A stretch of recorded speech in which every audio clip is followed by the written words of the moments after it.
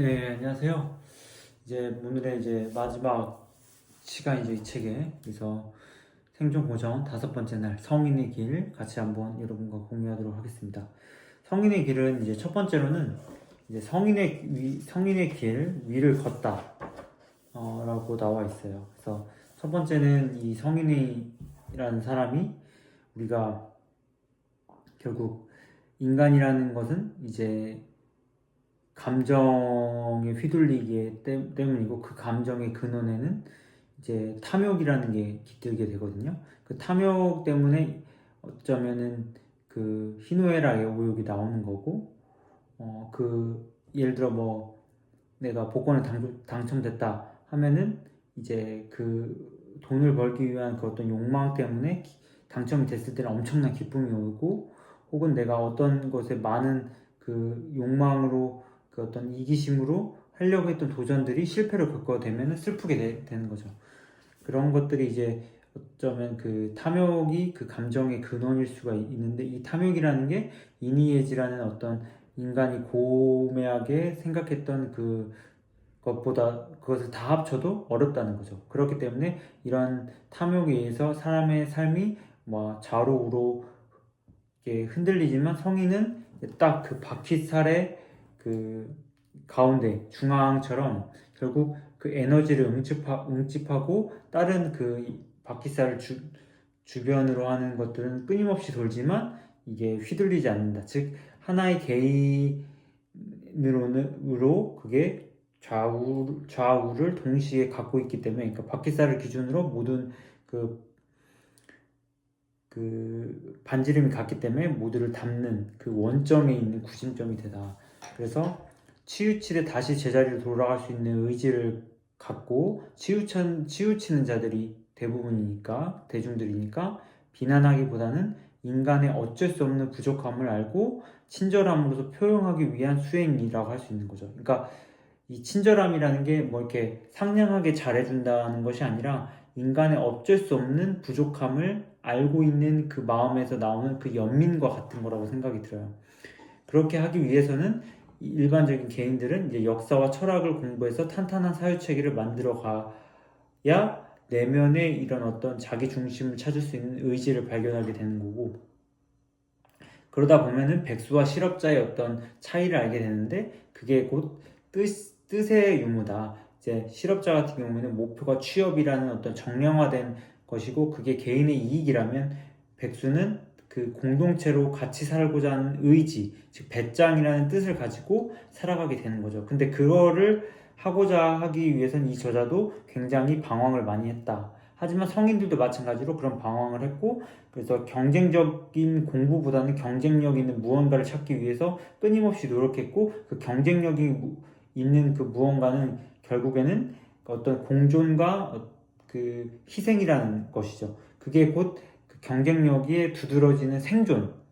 그러니까 경쟁력이 있는 인간이 살아남을 수 있는 거잖아요. 경쟁력이 있는 인간은 물론 상위 랭크에 올라갈 수는 있겠지만, 그게 지속적이지 못할 수가 있거든요. 하지만 어떤 스펙과 학교 수준을 뛰어넘어서 내가 주어지는 삶으로 세상을 살아가는 것. 그래서 주인으로 살아가고, 경쟁력이 인간은 어떤 상황에도 흔들리지 않는다는 것. 근데 그것을 하기 위해서는 방황이라는 게 어쩔 수 없이 주어질 수밖에 없고, 그것을 대중들은 피해가지만 성인은 그것을 피해가지 않는 거죠. 그러니까 손실과 고통을 그런 어떤 방황 속에서 웬만하면 피하려고 하지 않고 직시하는 거죠. 대중은 왜 피하려고 하냐? 더 빨리 가고 싶고 그 순간을 회피하고 싶은 거죠. 그래서 어떻게 보면은 인생의 경륜이 쌓이고 깨우침이 깊은 사람은 어떤 순간이든 오랜 고민이 없이 체화된 선택, 힘을 빼고 순리에 맞는 선택을 하는 것, 그게 어떤 결과가 오든 내가 어떻게 받아들이느냐가 문제이기 때문에, 즉 공존을 위한 어떤 나의 선택이 어떤 결과로 달아오든 그걸 담담히 변명 없이 받아들인다는 것을 알 수가 있죠.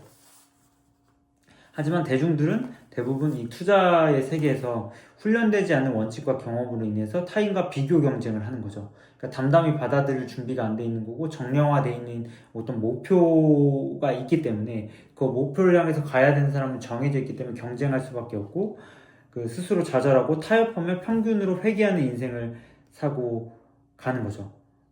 하지만 이런 공존의 의지를 담은 사람들은 나의 소중한 것을 과감히 던지려고 하면서 그 대가를 얻는 거죠. 그러니까 더 큰 이익으로, 더 큰 이상으로 추구하려고 하는 거예요. 근데 이걸 현실과 타협하는 사람들은 더 큰 이상을 갈 수가 없는 거죠. 그래서 이 책에서 제시하는 예시 중에는 계백은 백제를 위해서 싸웠지만 김유신은 사만이라는 그 한반도를 위해서 싸운 거고, 한니발은 이탈리아 반도와 카르타고를 위해서 싸웠지만 로마는 지중해를 위해서 싸웠다. 그러니까 더 큰 야망과 꿈이 있는 사람에게 그게 주어진다는 거죠. 그래서 결국에는 이제 불투명하고 모든 길을 나의 스스로 만들어가야 하는 사막과 같은 곳에서 뚝 떨어지는 평균적인 미래를 포기하면서 나를 과감히 이제 더 큰 이상으로 던졌을 때 이 젊은 날의 나태와 안위를 극복할 수 있는 거죠. 그러면서 나의 의식적인 사이즈만큼, 즉 필요한 만큼 취하고 취하고 이제 그걸 가지고 인생을 즐기는 것이 시간을 낭비하지 않는 것이고, 근데 젊음이라는 것은 크기와 상관없이 무조건 양의 그 많은 양을 담으려 하는 것이 이제 틀린 거죠. 그러니까 좋지 않은 거죠. 그게 곧 위선인 거죠. 그러니까 나를 알지 못하기 때문에 말만 번지르게 하게 되고 행동이 나서지 않고 결과는 그거보다 더 못되게 되는 거죠. 그래서 성인은 나를 스스로 아는 사람들이고, 하지만 우리가 그런 성인들을 어떤 종교의 수상으로만 알고 있지만 그런 것이 아니죠. 종교는 어떤 으뜸이 되는 가르침, 즉 깨달음을 주는 거라고 한다면, 상식과 지성의 조건으로서 성인들은 그냥 이게 자연스럽게 작고 소박한 깨달음을 가지고 살아가는, 그리고 누구와 비교할 필요가 없는 여행을 살아가는 사람들이라고 알 수가 있는 거죠. 그래서 여기 있는 것은 내가 누군가, 또 나오는 걸로 내가 누군가를 잘 만나야 한다라는 대상의 문제, 그 욕심의 문제보다는 내가 어떻게 대처해야겠다는 주체적인 의식을 키워야 한다는 것이, 키워야 하는 지혜를 키워야 하는 것이 이게 이 책에서 성인들이 노력했던 것이고, 저도 그 부분에 대해서는 굉장히 공감이 갑니다. 그렇기 때문에 세상에는 모든 것이 가치가 있다. 그러니까 누군가 그러니까 어떤 나한테 도움이 되냐 안 되느냐에 따라서 누군가를 만나는 건 다 가치가 있는 것이다. 그게 곧 뭐다? 정해진 것이 없는 것이다. 정해진 것이 있으면 그게 좋고 나쁨이 구별되지만 내가 그걸 어떻게 헤쳐나가느냐에 따라서 좋고 나쁨이 결정되기 때문에 정해진 것이 없고 그게 그 가치가 없는 거고, 정해진 가치가 있는 거고, 정해진 것이 없기 때문에 그게 곧 이제 허구가 되는 거고, 그게 도구가 될 수밖에 없는 거고, 그게 곧 잠재력이 될 수밖에 없다. 그래서 투자는 삶에 대해서 가치는 포텐셜이라고 하는 것이 여기 측면과 일맥상통하는 거고, 그래서 인간을 배우고 역사를 두 발로 배우는 것이 젊은이로서의 의지다. 그 다음에는 이제 성인의 길을 걷는 것이, 조화 공존을 가지고 그걸 걷는 것이라고 하면, 두 번째는 이 성인을 실제로 만나는 거예요.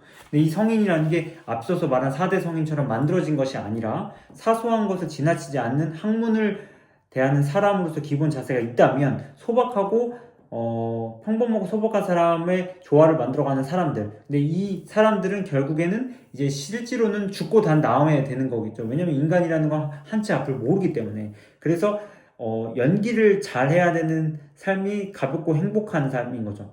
그러니까 그 연기를 진짜 성인으로서 잘하고 있는 사람들이 요즘 나오는 그 어른 김장한 같은 분이라든지, 기존의 김수환 추기검이라든지, 이제 법정 스님, 그 길을 갖고 있는 사람들이 이제 법륜 스님이라든지, 혹은 뭐 도울 선생이라든지 이런 분들이 그럴 수가 있거든요. 그런데 그런 사람들을 이제 우리가 볼 수 있고, 하지만 거기에 더불어 내가 진짜 빨리 만날 수 있는 건 그건 바로 너 자신이죠. 네 자신 안에, 즉 인이라는 건 씨앗이라는 건 뭐예요? 모든 내재하는 인간은 인이라는 씨앗이 있는 거죠. 그걸 발현해내는 내 자신을 바라볼 때 그게 즉 성인이라는 거거든요. 그러니까 너 자신을 알라는 건 뭐냐면 네 자신 속에 있는 성인을 들여다보는 거라는 거예요. 단순히 겸손을 말하는 것이 아니라. 그래서 내가 만들어가는 세계에 대한 명확한 비전과 신념이 있는 인간, 그것이 공존을 담아갈 때 그게 곧 네 자신이 성인이라는 것을 바라보고, 그때 우리는 성인을 만나볼 수 있는 거죠. 그래서 성인이라는 건 시대의 이념을 읽어야 되는데, 그게 가난을 극복하고 민주주의를 만들었던 것에 더 큰 이상을 실현할 때 우리가 이 자본주의라는 그 이념을 극복할 수 있는 거고, 극복하지 못하면 결국 자본이라는 것을 타락하게 되는 거죠. 그러니까 이 성인이라는 건 나의 성인을 깨우는 건데 결국 성인이라는 건 즉 인간임을 증명할 수밖에 없는 거죠. 존엄함으로 인간은 존엄하다고 말을 해서 인간이라는 권리가 태어날 때 주는 것이 아니라 인간이 인간임을 증명할 때 그게 곧 이제 실질적인 노 유얼셀프의 성인의 길이고 그게 곧 나의 세계를 만들어가는 것이 나의 인간이다. 그래서 삶을 주인으로 살아가는 것은 특별한 것이 아니라 인간이기 때문에 부여되는 자연의 수치이고 인리다. 그래서 고전이라는 건 인간이라면 오늘도 스스로 물어봐야 할 질문이라는 것도 우리가 한번 생각해 볼 수 있는 거죠.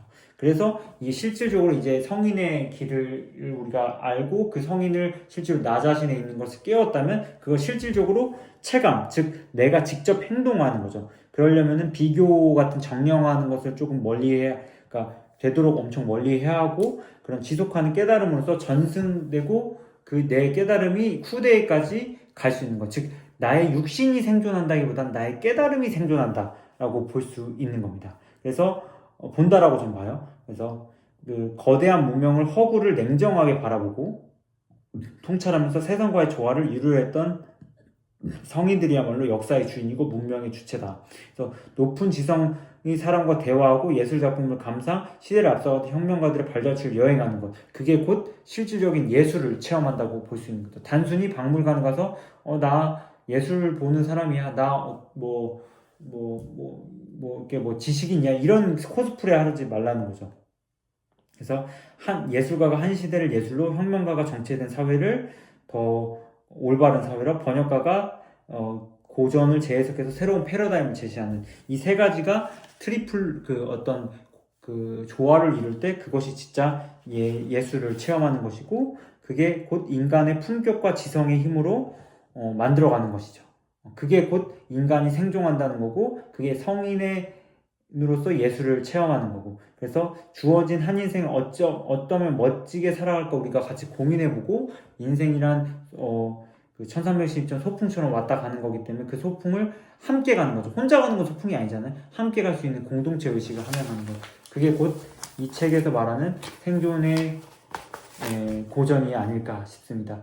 좀 책이 굉장히 인간으로서 살아가야 할 가볍게 살아가야지만 무거운 주제를 다루고 있고 상당히 쉽지 않아요. 왜냐면 내일도 그래야 되고 내일도 그래야 되니까 오늘만이 오늘의 전부인 거죠. 조문덕 석사가 말했던 것처럼.